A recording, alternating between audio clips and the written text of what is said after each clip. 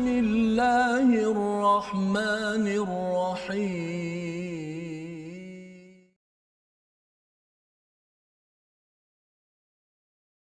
Ya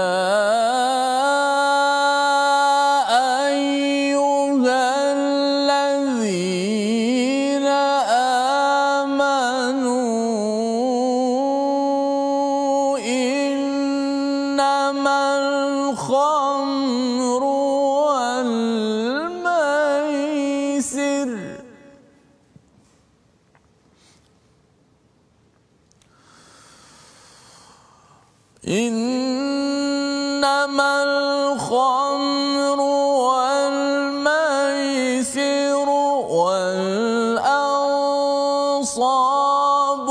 والأزلام رجس من عمل الشيطان فاجتنبوه لعلكم تفلحون. صدق الله العظيم. Assalamualaikum warahmatullahi wabarakatuh. Alhamdulillah wassalatu wassalamu ala Rasulillah wa ala alihi wa man wala syada la ilaha illallah syadana Muhammadan abduhu wa rasuluh. Allahumma salli ala sayidina Muhammad wa ala alihi wa sahbihi ajma'in. Amma ba'du. Apa khabar tuan-tuan dan puan yang dirahmati Allah sekalian? Kita bersyukur pada Allah Subhanahu wa taala pada hari yang berbahagia. Pada hari ini kita dapat bertemu dalam My Quran Time, baca, faham, amal. Kita sama-sama ingin mencari titik cahaya daripada Allah Subhanahu wa taala, dan pada hari ini kita dalam halaman 123 surah Al-Maidah daripada ayat 90 hingga 95, dan kita bersama dengan Ustaz Tirmizi Ali. Apa khabar Ustaz?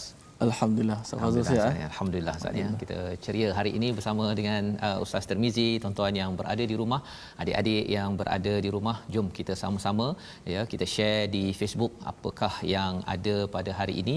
Kita akan melihat lebih luas lagi cahaya daripada Allah Subhanahu Wa Taala yang pastinya ia adalah satu hadiah, hidayah yang amat berharga untuk kita, bukan sekadar untuk orang Islam, itu sudah pasti, tetapi juga kepada seluruh manusia. Jadi kita share dan kita mulakan majlis kita pada hari ini dengan doa ringkas kita. Subhanakala ilmalana illa ma 'allamtana innaka antal alimul hakim. Rabbi zidni ilma. Mari sama-sama kita membaca Ummul Quran Al-Fatihah dipimpin oleh Ustaz Tirmizi. أعوذ بالله من الشيطان الرجيم. بسم الله الرحمن الرحيم. الحمد لله رب العالمين. الرحمن الرحيم. مالك يوم الدين. إياك نعبد وإياك نستعين. اهدنا الصراط المستقيم.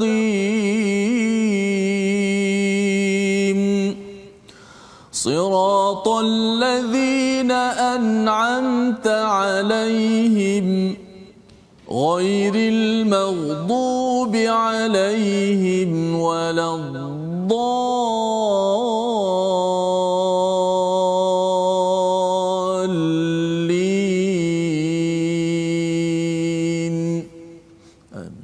Amin ya rabbal alamin. Begitulah bacaan daripada surah Al-Fatihah. Kita memulakan majlis kita pada hari ini. Kita memohon hidayah daripada Allah Subhanahu Wa Taala agar Allah pimpin dengan cahaya kebenaran kepada kita umat Islam dan juga kepada seluruh manusia. Sebagaimana yang kita sudah pun melihat beberapa halaman dalam surah Al-Maidah ini, apabila umat Islam menang, sebenarnya umat Islam diajar oleh Allah Subhanahu Wa Taala untuk berdialog, mengajak, memberitahu kebenaran kepada seluruh manusia yang bukan Islam, kepada yang Islam, ada tanggungjawab masing-masing, kerana kita yakin bahawa Allah ini amat penyayang kepada kita.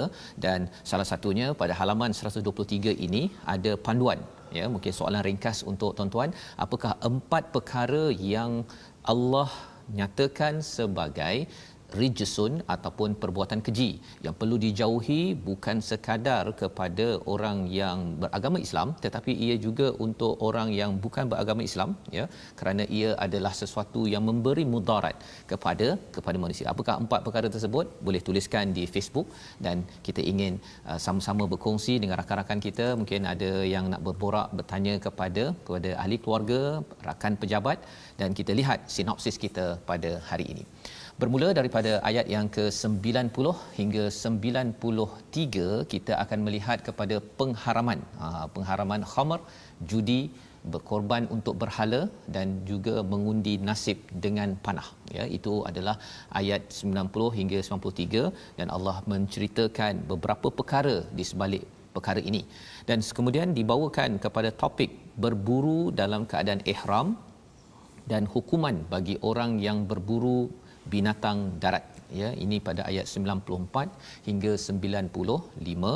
Ia ada kaitan antara yang atas dengan yang bawah, tapi mari sama-sama kita mulakan dahulu bacaan daripada ayat 90 hingga ayat 93 untuk sama-sama kita dapat gambaran, ya, dan ini sudah pastinya ada kaitan dengan apa yang berlaku di negara kita, apa yang berlaku di dunia.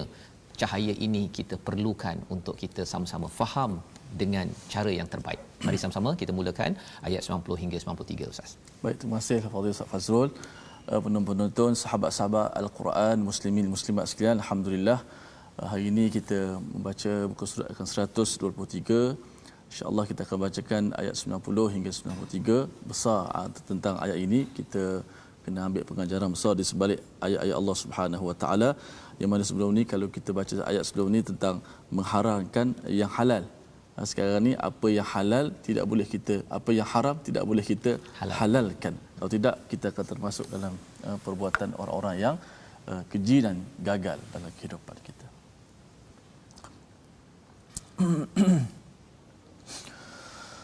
A'udzu billahi minasy syaithanir rajim. يا أيها الذين آمنوا إنما الخمر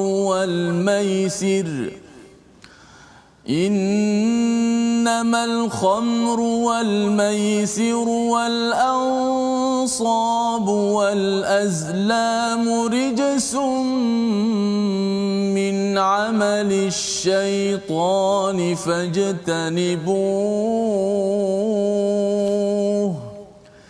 فاجتنبوه لعلكم تفلحون إنما يريد الشيطان أن يوقع بينكم العداوة والبغضاء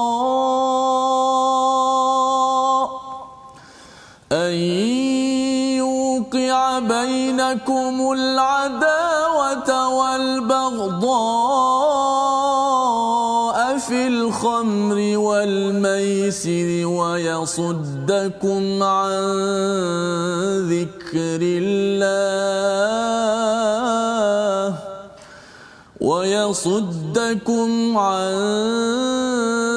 ذكر الله وعن الصلاة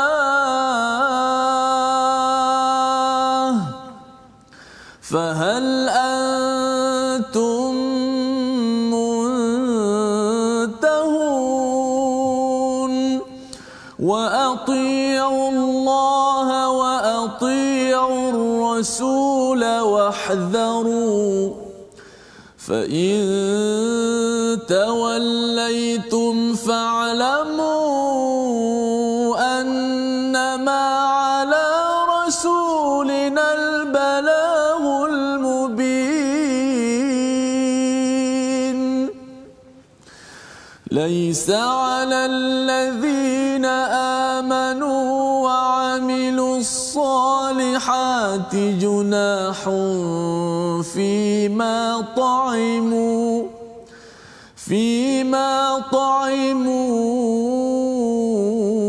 إذا ما اتقوا وآمنوا وعملوا الصالحات ثم اتقوا وآمنوا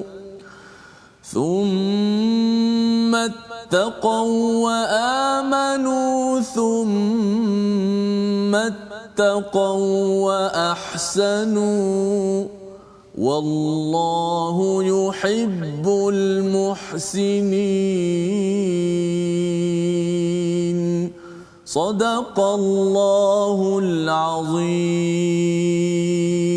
Surah Al-Nazim, gitulah bacaan daripada ayat 90 hingga 93. Sambungan daripada hari semalam kita berbincang tentang berkaitan dengan, kalau di atas pada ayat 83 semalam berkaitan dengan keimanan, ya, keimanan orang-orang yang Nasrani, ya, dan Allah ingatkan tentang mereka ada di kalangan mereka yang menyerah kepada kebenaran, dan kemudian kita bercakap tentang jangan mengharamkan perkara yang baik, jangan mengharamkan perkara yang halal.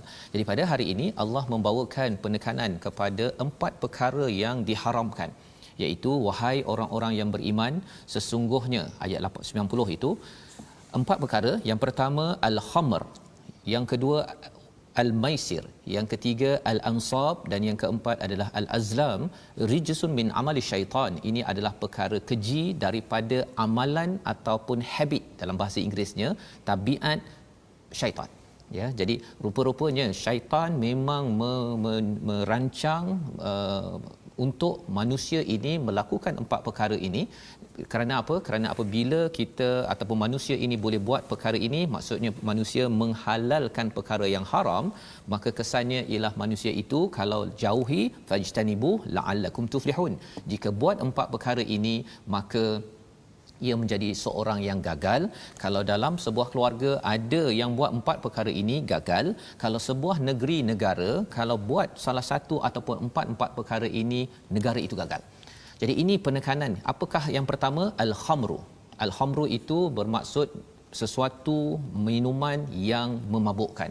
Dan ini adalah satu perkara yang jelas di dalam kalau kita ikut kepada Confederation of Malaysian Brewers, di Malaysia ini ada 3.5 juta daripada seluruh penduduk Malaysia ini yang minum, ya, sama ada toddy, minum arak ataupun samsu ataupun tuak.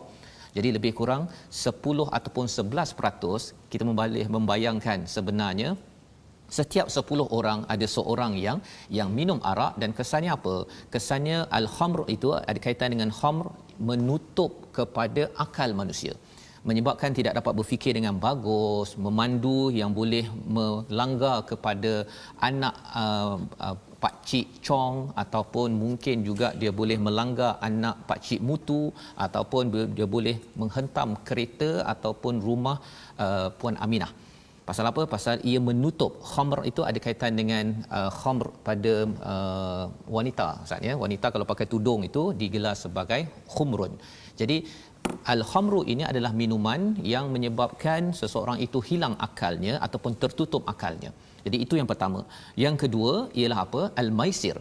Allah menyatakan bahawa orang beriman sesungguhnya, maksudnya ini penegasan, al-maisir itu maksudnya perjudian. Apabila ada perjudian ini, kalau kita bercakap tentang arak tadi itu, dia ada kaitan dengan mengacau hubungan sosial. Judi mungkin bagi sesetengah dia merasakan bahawa dia main tikam waktu kecil-kecil, ya, tikam, ataupun dia pergi ke supermarket, ada yang bayar 50 sen cari dapat patung ustaz, ya, tapi tak dapat pun, ya. Sebenarnya itu adalah slot machine untuk judi. Tetapi lebih daripada itu, untuk anak-anak satu, tetapi untuk ayah-ayah, ya, sanggup untuk sampai ke tempat-tempat yang tinggi hanya untuk melakukan perkara keji, rijsun min amali syaitan. Ini dinamakan judi. Perkara kedua. Dan kesannya apa? Ia akan, walaupun dia rasa macam nanti saya dapat menang, saya dapat duit, tetapi duit itu tidak barakah, dan ia menimbulkan kesan yang kita akan belajar selepas ayat ini. Yang ketiga adalah ansab, apa-apa sahaja yang dikaitkan dengan berhala, disembahkan pada berhala ataupun berhala itu sendiri.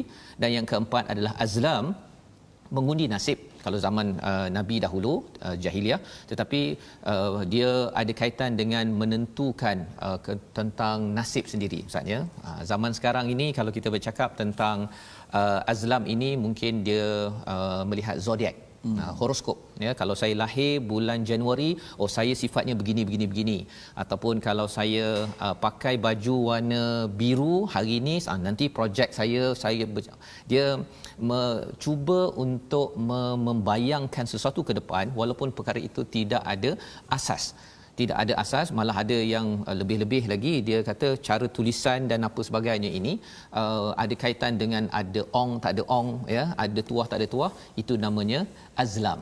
Maka Allah mengingatkan perkara ini, fajtanibu ya la'allakum tuflihun. Pada ayat yang ke-91, innama yuridus syaitan, apakah yang berlaku bila empat perkara ini Allah beritahu ya. Kalau kita maklum, pengharaman arak ini sebenarnya melalui fasa awalnya dalam awal surah Al-Baqarah itu bercerita tentang arak itu berdosa. Di Allah mendidik dahulu. Kemudian seterusnya jauhi ketika nak semayang, Ustaz ya. Agar jangan waktu semayang itu dekat-dekat nak semayang ambil arak. Tetapi bila sampai ayat ini adalah ayat pengharaman. Kalau waktu itu pada waktu itu ada seorang Osman bin Maz'un, dia memang orang yang baik, bila dengar saja arahan ini terus dia berhenti minum arak, dan Saidina Umar pun kata dia terus berhenti ya, melimpah air arak di Madinah itu, mereka dapat arahan ini terus mereka berhenti. Bagaimana ini boleh berlaku, padahal kalau dalam tafsir Hamka beliau menyatakan tentang usaha di US. Di US mereka berbelanja berjuta-juta USD untuk apa? Mendidik masyarakatnya melihat kepada bahaya arak. Kemudian dinyatakan tentang buat undang-undang untuk mengharamkan arak. Tetapi apa yang berlaku di US, di Amerika, perkara itu gagal. Bertahun-tahun, berjuta-juta, tetapi gagal. Tetapi bila kita melihat pada 1400 tahun yang lepas, umat Arab di sana, mereka ni memang suka sangat dengan arak, Ustaz ya. Arak adalah lambang kemewahan. Pasal nak dapat anggur bukan senang.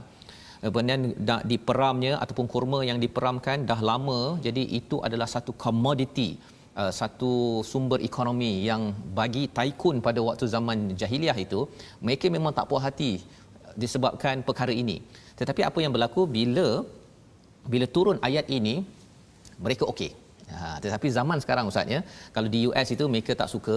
Dan kalau kita bercakap tentang di mana-mana negara, termasuklah di negara ini, ada pihak yang sebenarnya di sebalik empat amalan syaitan ini ada ahli bisnes dia.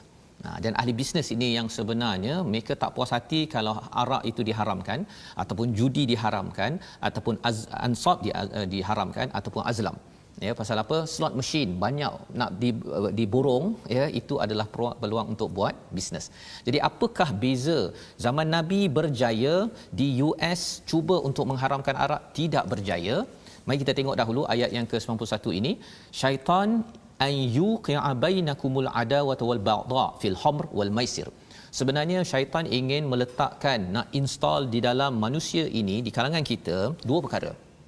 Permusuhan dan juga kebencian sesama kita. Kerana apa? Kerana dengan arak, dengan judi ini, orang yang minum arak dia menyebabkan dia bermusuh ya, dia meracau, dia boleh buat pelbagai jenayah ya, dia boleh langgar orang sana, boleh langgar ke sini. Dan kemudian baghdha itu maksudnya kebencian ya, benci Ustaz ya. Pasal bila kita tengok orang yang bawa kereta yang boleh hentam orang ataupun boleh dia tampar pada isterinya, pada keluarga dia, sudah tentu ini ada menimbulkan kebencian, permusuhan di dalam keluarga.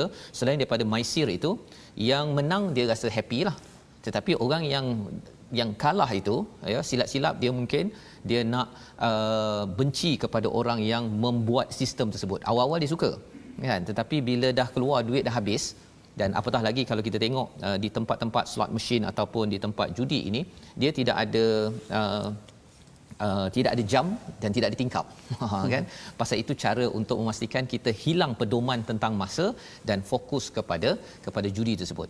Jadi yang pertama musuh, yang kedua kebencian, yang ketiga yang lebih besar wa yasuddakum an zikrillah wa anis salah, menghalang daripada mengingat Allah dan juga daripada solat. Fahal antum muntahun, mengapa kamu tidak berhenti daripada perkara ini? Ini sebagai satu seruan daripada Allah kepada kita ya.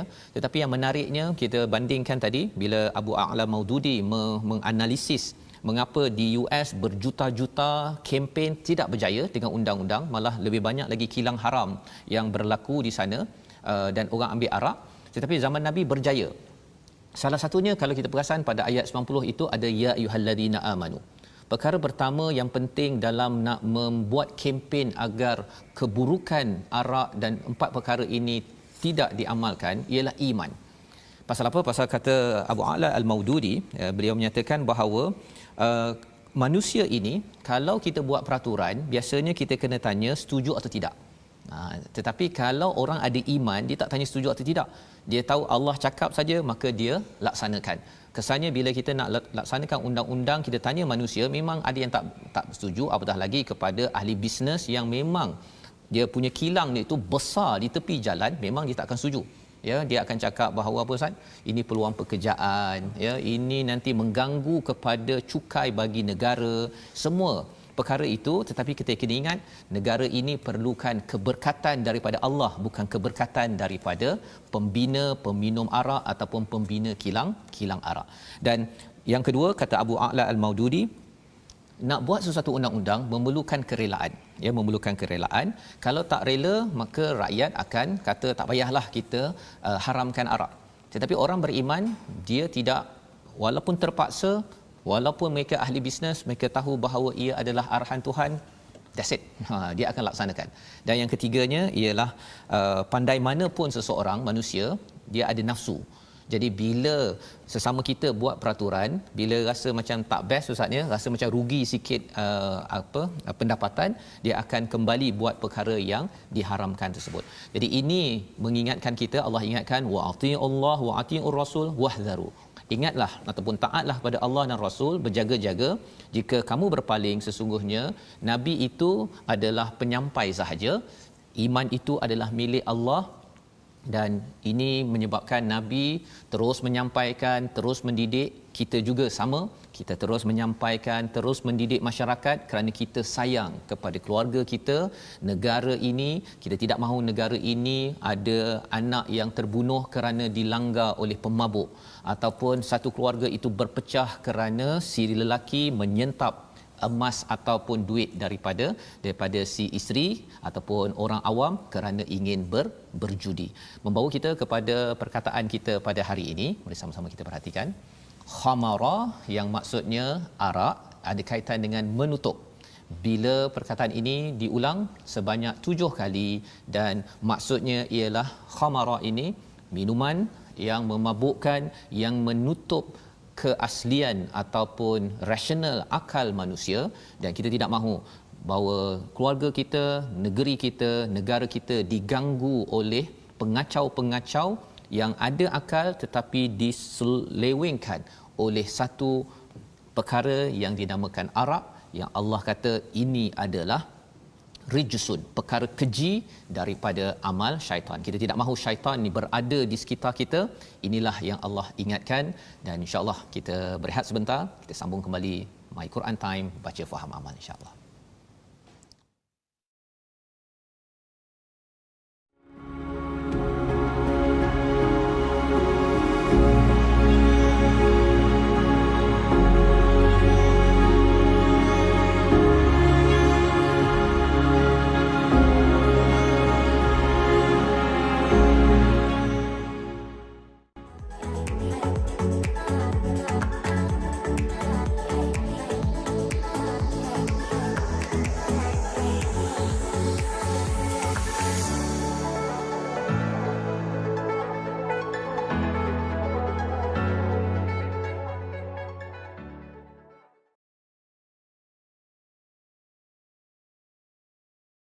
Di antara perbezaan antara manusia dan binatang ialah pada akalnya.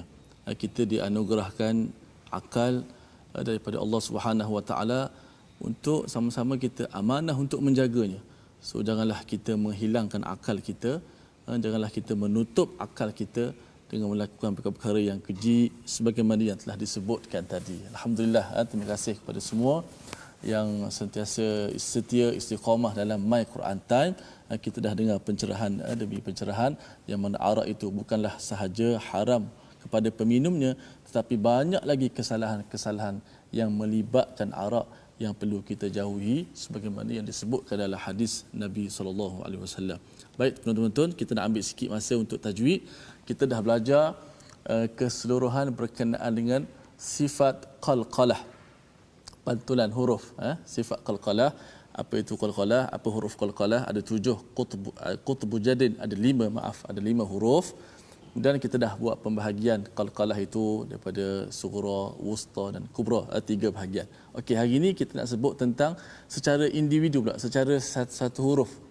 Yang huruf 5 qalqalah itu, dalam 5 huruf qalqalah itu, qaf, ta, ba, jim dan dal itu, dia ada huruf qalqalah yang paling kuat berdasarkan sifat-sifat huruf tersebut. Kita lihat slide.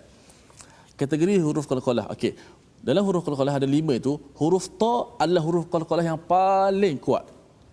Kerana apa? Kerana dia terdapat sifat itba dan isti'la. Dia tebal. Ta.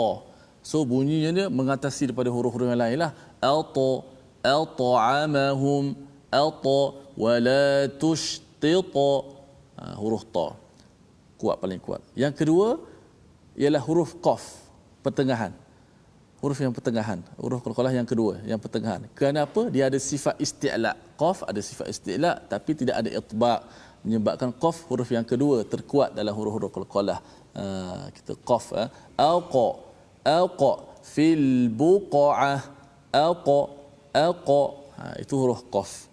Dan yang ketiga huruf ba, jim dan dal berkongsi pada martabat yang ketiga, adalah paling lemah lah dari sudut huruf-huruf qalqalah, kerana ketiga-tiga huruf ini adalah bersifat dengan istifal sahaja, dia bersifat dengan nipis, dan hurufnya ada juga bersifat-sifat dengan sifat-sifat yang lemah. Maka 3 pembahagian. Ta pertama paling kuat, kedua qaf, dan yang ketiga ba, baki itu jim dan juga dal, menjadi huruf yang qalqalah paling lemah. Maka qalqalah kita amalkan qalqalah. Antara ulama pesan bila kita lantunkan huruf qalqalah, kita kena jaga beberapa perkara. Antara jangan panjangkan suara qalqalah itu. Ada di kalangan kita baca qul huwallahu ahad, dia panjangkan pula suara, mattu sautu. Ahad, ahad, ahad, itu je.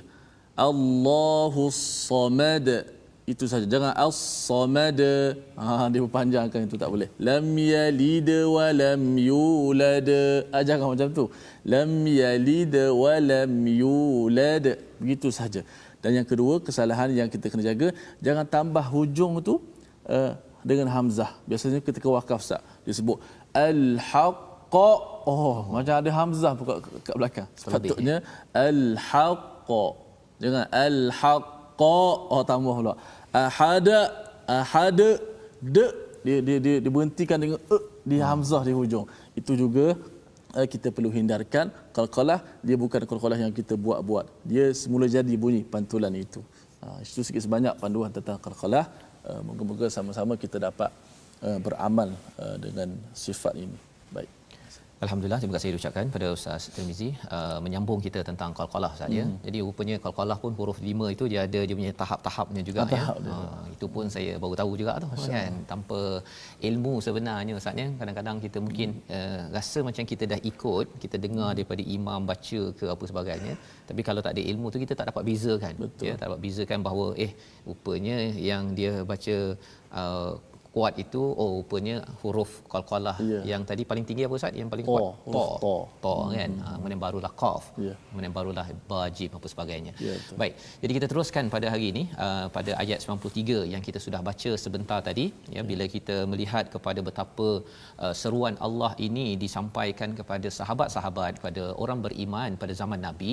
Mereka respon dengan cara yang terbaik kerana asasnya adalah iman. Ini sebagai mesej yang penting kepada kita tuan-tuan, yang tuan-tuan belajar Al-Quran ini. Semalam pun kita bincang Ustaz bila baca Quran ini bertambah iman. Betul. Iman ini bila bertambah, kesannya bila Allah beritahu sahaja saya bersedia. Walaupun berat macam mana pun bagi sahabat-sahabat, mereka sanggup pecahkan tempayan-tempayan arak mereka. Kerana apa? Kerana Allah yang cakap. Bukan pemimpin, bukan pasal apa kawan, bukan. Kerana Allah yang cakap, saya menerima. Dan inilah perkara yang penting kita bina. Kita ajak anak kita baca Quran, kita ajak kepada pemimpin, kepada semua pihak untuk menguatkan iman. Bila kuat iman, kesannya ialah asal Allah cakap, saya akan buat. Kesannya ialah apabila dengar perkataan ini tadi, maka sahabat pada ayat yang ke-93 bimbang tentang ada sahabat-sahabat yang sudah pun meninggal ataupun wafat, seperti Hamzah bin Abu Talib contohnya. Dia sudah wafat pada peristiwa perang Uhud. Padahal Hamzah ini dia memang orang baik, tapi belum lagi diharamkan arak, beliau memang minum arak. Beliau memang minum arak, memang kuat minum arak. Pasal Arab jahiliah ataupun orang Arab lah ya, sebelum masuk Islam dan lepas masuk Islam, mereka masih minum arak. Ya, di Mekah tu masih lagi, dan bila sampai ke Madinah masih lagi minum arak ya. Dan bila turun ayat ini di hujung, ketika di hujung kehidupan Nabi sallallahu alaihi wasallam, turun ayat ini, mereka bimbang pasal Hamzah dah meninggal. Jadi Allah kata apa? Laisa 'alal ladzina amanu, tidak menjadi berdosa bagi orang beriman dan melakukan kebaikan tentang apa yang mereka makan ataupun minum pada masa yang lepas. Ya, syaratnya mereka bertakwa, buat apa yang telah diperintahkan. Cuma mungkin tadi ada arak, ada judi ke apa sebagainya, kalau katakan belum diharamkan lagi, dia dah terlepas perkara itu. Dan Allah memberitahu kepada kita satu formula penting ya, iaitu apa? Idza mattaqaw wa amanu wa amilus solihat thumma taqaw wa amanu thumma taqaw wa ahsanu.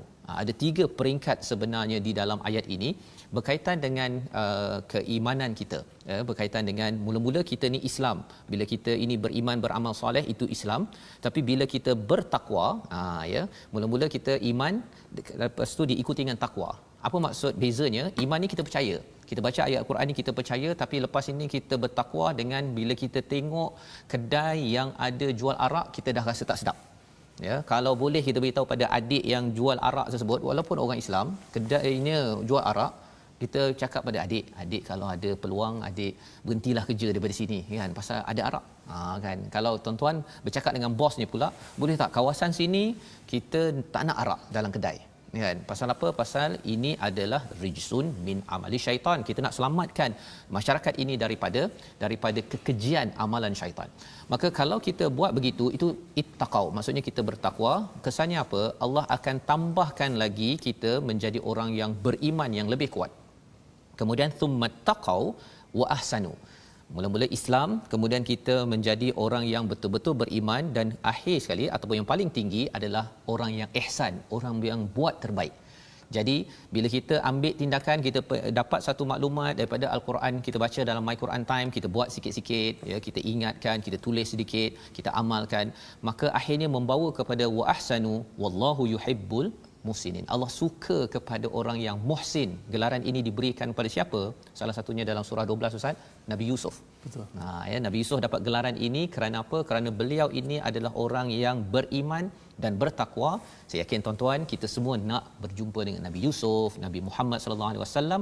Ini proses yang kita kena buat, yang Allah didik pada ayat 93. Apa sambungannya lagi? Allah ingatkan ayat 94 dan 95. Jom kita baca bersama insya-Allah. Baik, jom terus kita tanpa buang masa, kita baca ayat 94 dan juga 95.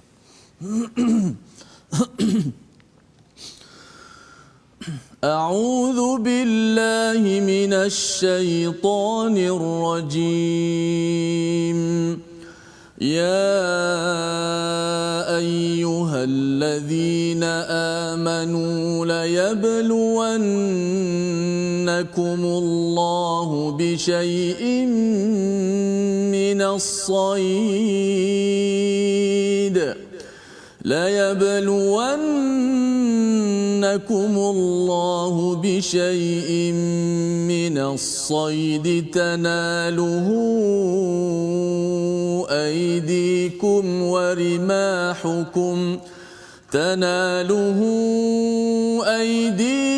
ورماحكم ليعلم الله من يخافه بالغيب فمن اعتدى بعد ذلك فله عذاب أليم يا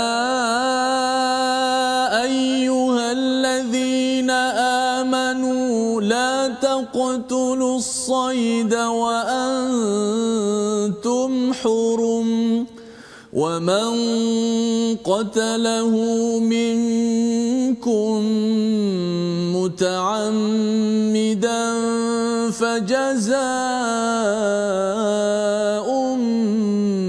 مثل ما قتل من النعم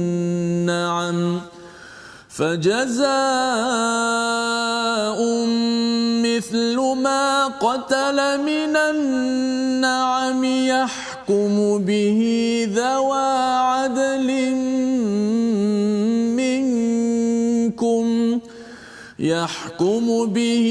ذوى عدل منكم هديا بالغ الكعبة أو كفارة طعام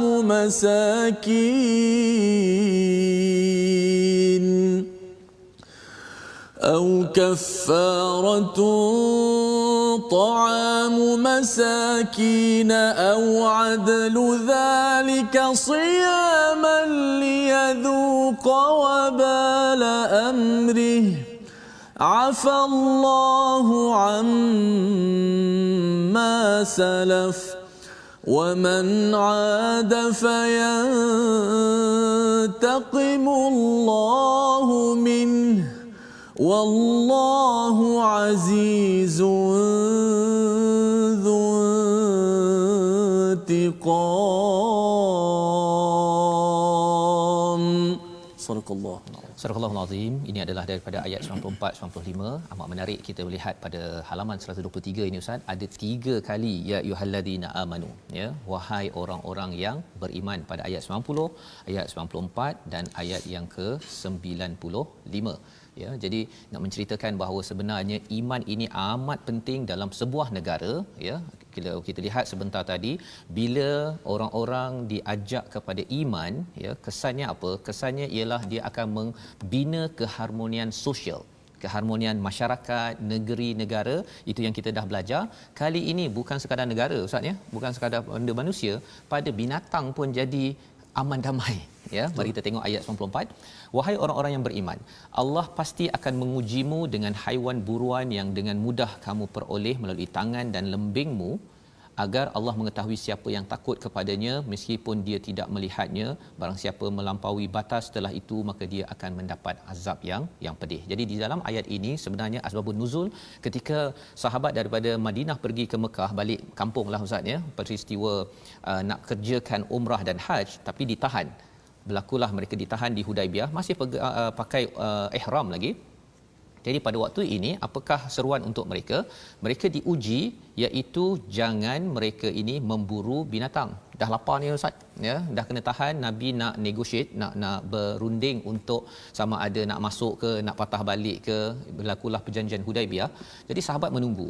Pada waktu itu apa yang berlaku ialah binatang-binatang Ustaz, ya, dia jadi tanaluhu aidikum, datang kat tepi-tepi mereka je, mereka boleh pegang-pegang je Ustaz. Itu memang Allah uji betul, ya. Warima hukum liya'lamallah, ya, iaitu lembing-lembing mudah sahaja untuk pergi bunuh sahaja, pasal mereka bukan ada RNR, ya. Jadi bila dah lapar, bila tengok pula binatang-binatang tu dah dekat itu, waktu itu memang Allah nyatakan ini sebagai satu ujian jangka masa pendek. Ya, kalau tadi ujian jangka masa panjang, iaitu tidak boleh ambil khamar, tidak boleh ambil judi, tidak boleh ambil berhala ataupun azlam. Itu memang sampai bila-bila. Tetapi jangka masa pendek ini ialah tidak boleh memburu, ya, walaupun binatang dah ada dah sekitar mereka, agar liya'lamallahu man yakhafuhu bil ghaib. Maksudnya ialah untuk Allah mengetahui siapakah yang takut padanya walaupun dalam keadaan tidak dilihat orang. Ini ujian kepada para sahabat. Dan juga kalau kita pergi ke Mekah pun Ustaz, ya, tidak boleh kita berburu kan, waktu ihram. Maka famani'tada ba'da dzalika falahu adzabun alim. Siapa yang melampau ataupun yang melampaui batas selepas itu, maksudnya dia akan mendapat azab yang amat pedih. Ya, jadi benda ini serius. Dan mengapa kalau kita lihat balik, mengapa pula tak boleh memburu, ya? Poin salah satunya apa? Ini adalah seruan daripada Allah. Orang beriman dia sanggup sahaja Allah cakap apa saja ikut. Itu poin yang penting, ya. Mungkin kita cakap mengapa kalau tak ada kaitan pun, haiwan memang untuk diburu, untuk disembelih, halal contohnya kan. Tapi bukan ianya kerana halal tak halal. tapi kali ini sampai sanggup untuk mengikut arahan Allah SWT. Maka pada ayat 95 Allah menyatakan sekali lagi, siapa, wahai orang beriman, siapa yang membunuh haiwan buruan, ya, sedangkan kamu berihram, maka dia dan dia sengaja muta'ammidan fajazaa'um mithlu ma qatala minan na'am, iaitu dia kena denda, iaitu kena bagi balik harga seperti binatang ternakan, harta binatang ternakan, lembu ke unta ke, ikut harga yang binatang buruan tadi tu. Ya, harga tu siapa nak tentukan? Dua orang yang adil dan dikorbankan, ya, ataupun memberi makan pada orang miskin, ataupun berpuasa. Berpuasa pun ikut pada kadar yang ditentukan. Ini kita boleh belajar daripada ulama fiqh, ada ketentuan yang lebih mendalam. Dan afallahu amma salaf, maksudnya Allah mengampunkan apa yang dah tersilap tadi, tapi siapa yang buat balik, contohnya lah tahun depannya dia pergi, dia bunuh balik, dia kata tak apa, saya bayar kafarah tersebut, Allah kata fayantaqimullahu min, ya, Allah kata ia akan dibalas Allah terhadapnya, maksudnya berdosa, tidak boleh main-main. Wallahu azizun zuntiqam, ya, sesungguhnya Allah itu maha perkasa, memiliki kekuasaan. Allah boleh bagi apa sahaja peraturan, tapi bagi orang beriman dia okey, ya, dia okey kerana apa? Kerana dia tahu bahawa ada banyak manfaat hikmah daripada apa yang Allah berikan. Jadi di sini membawa kita kepada situasi keseluruhan halaman 123 ini. Mari sama-sama kita perhatikan. Di atas kiri sana itu kita bercakap tentang salah satu daripada perkara yang digelar sebagai rijsun min amali syaitan, ialah tenung nasib ataupun minum arak. Inilah perkara yang kita tidak mahu berlaku di negara kita ini. Kita doakan, ya, agar kita sama-sama berdoa dan memimpin dengan panduan halaman 123, kerana ia akan menimbulkan permusuhan, kebencian di gambar kanan atas itu. Dan kalau kita tengok ujian bagi orang beriman, walaupun ada binatang yang boleh dia berburu di sekeliling dia, masih lagi kerana iman saya ikut cakap, dan kalau tak ikut cakap kena beri salah satu kafarahnya selain daripada harga binatang ternakan, juga memberi makan kepada orang yang miskin. Jadi ini adalah pelajaran kita, ayat ataupun halaman 123 membawa kepada resolusi kita pada hari ini, iaitu yang pertama, kita perjuangkan agar amalan syaitan yang keji, ada 4 perkara yang kita dah belajar, kita dapat dimusnahkan. Ya, kita tidak mahu, kita doakan dalam kita membaca al-Quran ini, kita menuju kepada perkara tersebut. Yang kedua, tingkatkan takwa untuk melenyapkan kesilapan lalu. Kalau kita ingin kita banyak kesilapan, takwalah cara untuk kita diampunkan Allah.